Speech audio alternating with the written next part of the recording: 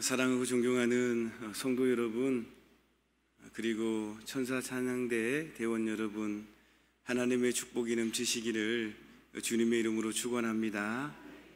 오늘도 우리에게 주신 하나님의 말씀을 붙들고 기도할 때 놀라운 역사를, 또 놀라운 하나님의 은혜를 체험하는 귀한 시간이 되시기를 주님의 이름으로 축복합니다.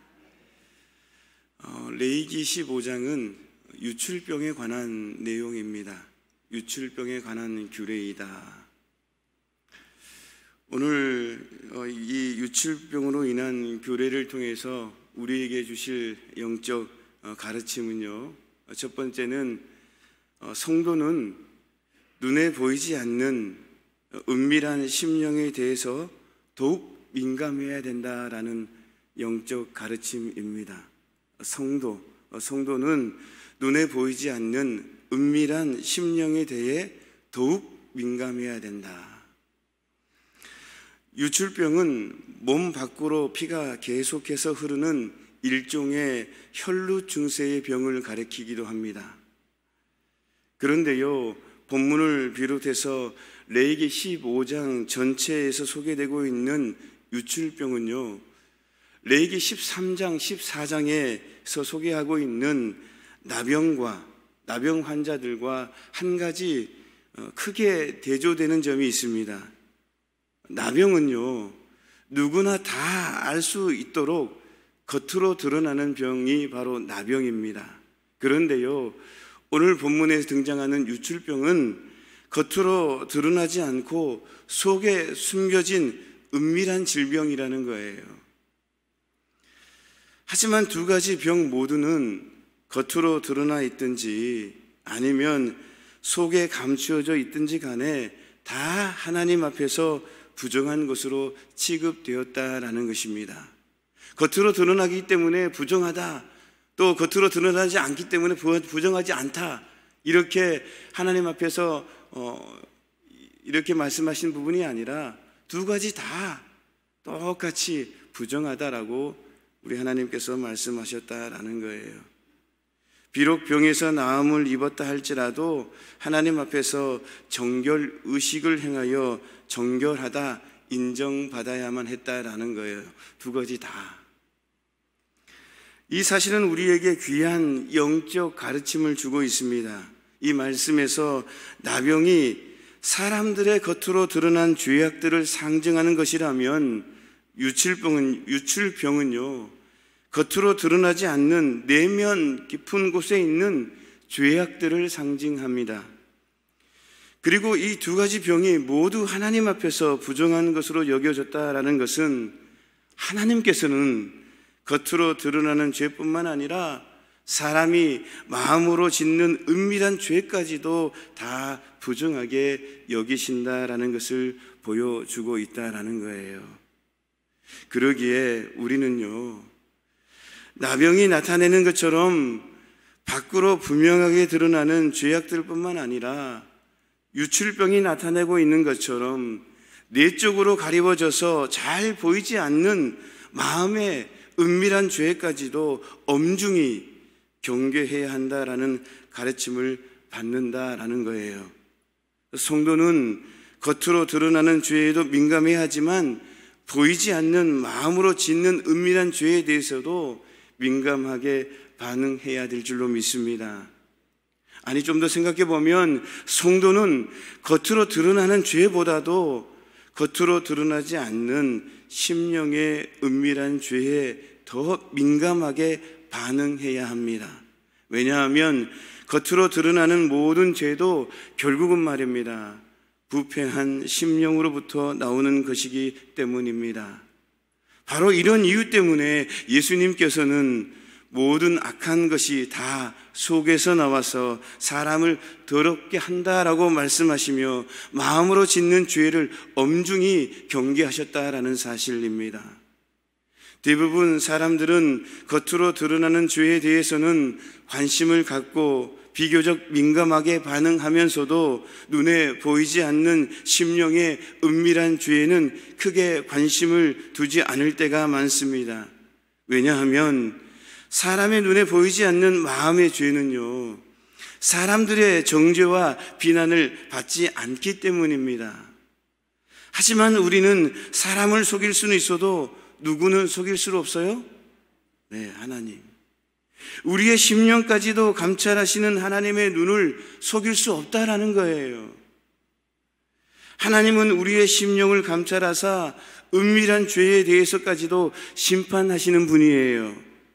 그러므로 성도 여러분, 우리는 겉으로 드러나는 죄는 물론 마음의 은밀한 죄까지도 민감하게 반응하며 범죄하지 않도록 영적인 긴장감을 가지시기를 주님의 이름으로 축원합니다. 오늘 두 번째 가르침, 죄는 접촉하는 자마다 오염시키는 강력한 전염성을 갖고 있다라는 거예요. 죄는 강력한 전염성을 가지고 있다. 본문 5절에서 12절에 보면 유추병에 걸린 자와 직간접적으로 접촉하는 자는 다 부정하다라고 말씀하고 있습니다. 이것은 영적으로 볼 때에 유출병자로 상징되는 불의한 자와 어떠한 모양으로든 교제하는 사람은요, 결국 죄에 오염될 수밖에 없다라고 가르침을 주고 있다라는 거예요. 마치 전염성이 강한 병원균이 거기에 접촉하는 순간 순식간에 펴져서 질병을 유발시키듯이 죄도 그렇게 전염성이 강하다라는 거예요. 죄도 전염성이 매우 강해서 거기에 접촉하는 사람에게는 때와 장소를 가리지 않고 오염시켜 더럽게 하고 마침내는 치명적인 결과까지도 미치게 한다라는 거예요. 그러므로 사람이 병에 걸리지 않기 위해서는 병용균에 감염된 사람이나 물질과 접촉하지 말아야 하듯이, 우리가 영적 질병에 걸리지 않기 위해서는 영적 사망에 이르는 병용균인 죄에 감염된 불의한 자와 직간접적인 접촉을 피해야 된다라는 거예요. 바로 이런 이유에서 잠언 기자는 잠언 1장 10절 말씀에 내 아들아 악한 자가 너를 꾀일지라도 따르지 말라 이렇게 말씀하십니다. 사도 바울은 데살로니가 전서 5장 22절에 악은 어떤 모양이라도 버리라 이렇게 말씀하십니다. 그러므로 성도 여러분, 이제 우리는요, 불의한 자와의 교제를 조심하여 죄와의 접촉을 피하시기를 주님의 이름으로 축원합니다. 그래도 내가 믿음이 있는데 나는 흔들리지 않아 이렇게 자만해서는 안 되는 거예요. 어제도 계속해서 말씀드리지만 사단은 우리의 약점을 너무나 잘 압니다. 우리가 영적으로 긴장하지 않으면요, 한순간에 넘어가는 거예요. 나도 모르는 사이에 자만한 마음이 생기면 어느 순간에 넘어지는 거예요. 여러분, 이런 말이 있잖아요. 병 앞에 장사가 없다라는 말. 그런 것처럼 죄 앞에서는 완전한 자가 없어요. 누구라도 죄와 접촉하면 다 부정하게 되는 거예요. 그래서 철저하게 피해야 되는 거예요. 이 사실을 잊지 마시고 불의한 자를 멀리 할 뿐만 아니라 불의한 장소에도 가지 마시기를 바랍니다. 마지막 세 번째 가르침, 성도가 부정에서 떠나기 위해서는 죄악들을 깨고 씻는 과정이 필요하다라는 말씀입니다. 죄악들을 깨고 씻는 과정이 필요하다. 본문 12절에 보면 유출병 있는 자가 만진 그릇에 대한 정결 규례가 나옵니다. 유출병자가 그릇에 접촉한 경우에 그것이 질그릇이면 깨뜨려 버리고 나무 그릇이면 물로 깨끗이 씻으라 이렇게 말씀하고 있습니다.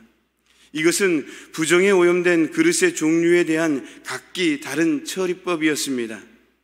그릇이 똑같이 부정에 오염됐는데도 하나님께서 이처럼 각기 다른 처리 규례를 주시는 것은요, 질그릇은 표면에 유약을 바르지 않음으로 인하여 부정이 안으로 스며든 것으로 여겨졌기 때문이며 그래서 깨뜨려 버려라, 그렇게 말씀하신 것이고, 나무 그릇, 이 목그릇은 단순히 물로 씻어내는 것만으로도 부정이 씻어지는 것으로 여겨졌기 때문에 물로 씻으면 된다, 이렇게 말씀하고 있다라는 거예요.